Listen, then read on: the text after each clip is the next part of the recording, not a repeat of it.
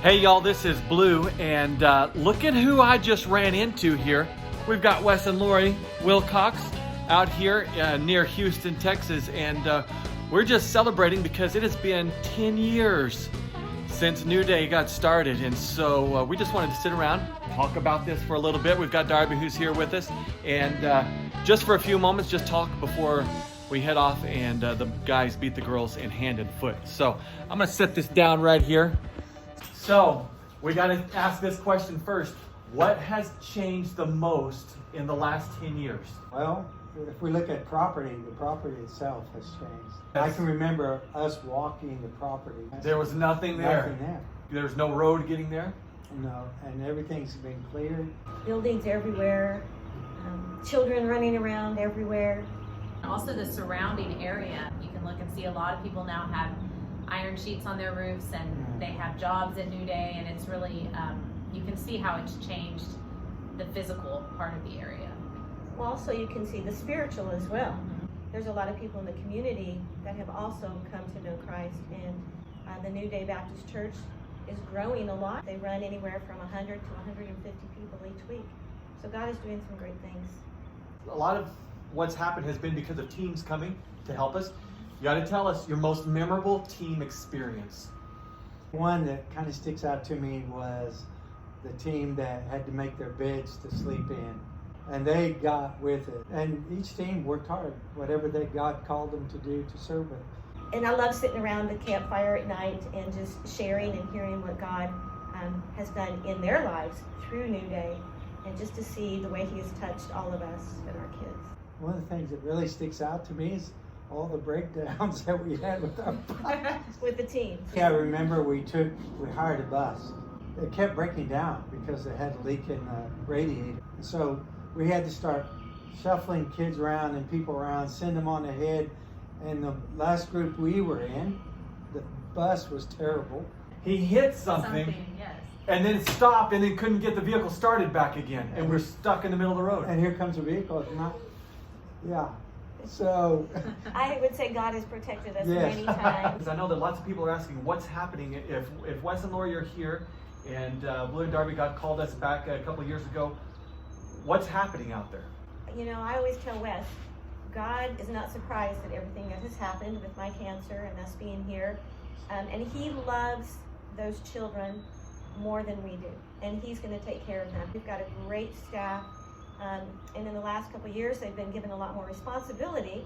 So they were ready for this. They didn't know this was going to happen, but God was preparing them, and they're doing a wonderful job. We're in communication with them often, practically every day. And we're just really proud to see how God is using them, how there's more unity actually, because they're having to really work together. Like 10 years from now, what do you think we'll be doing as we're talking about New Day?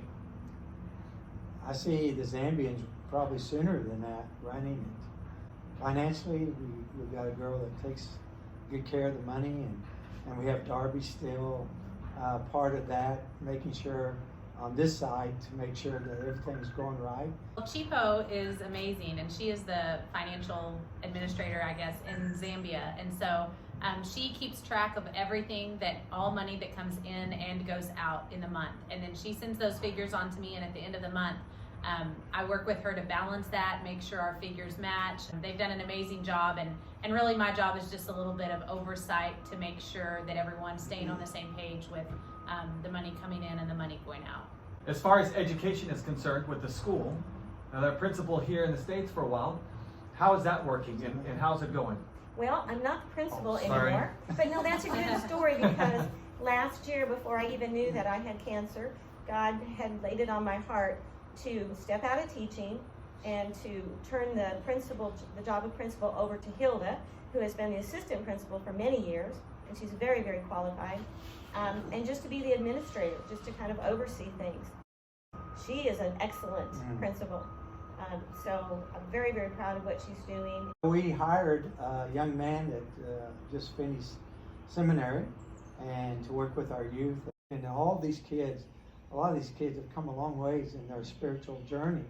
Well, most of them accepted Christ at New Day.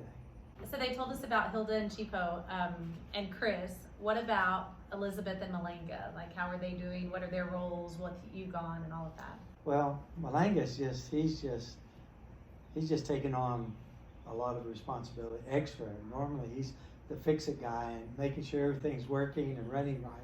But now he's taking on a lot more responsibility that normally I have to.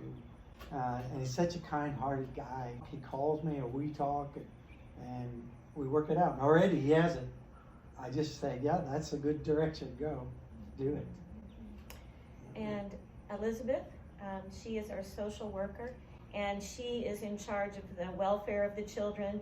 She is our liaison between us and the social welfare office, and she does an excellent job. Are they still getting kids even though y'all are here in the States? Yeah, we've got a little baby just since we've A been couple here. months ago, Lauren, A baby that you haven't met yet. No. baby we haven't met. So really, New Day is continuing Yeah. on, and everything is fully functional and going. Yeah, God just keeps bringing kids to us. Thanks for tuning in and catching up on what's going on out at New Day Orphanage. And thank you especially for praying for the work that's happening there and for Wes and Lori while they're back here in the States for a while. If you have, by the way, a favorite story about New Day or breakdown that happened out there or a story about one of the kids, put it in the comments down below. We'd love to hear from you about that. And it's a very unusual time for us, for the orphanage and for the world that we live in. But we are extremely thankful that we know who has the final say. Has the final say. Jehovah has the final say. Who has the final say? Jehovah has the final say. He takes my life around. He takes my life around. He makes a way when there seems no way. Jehovah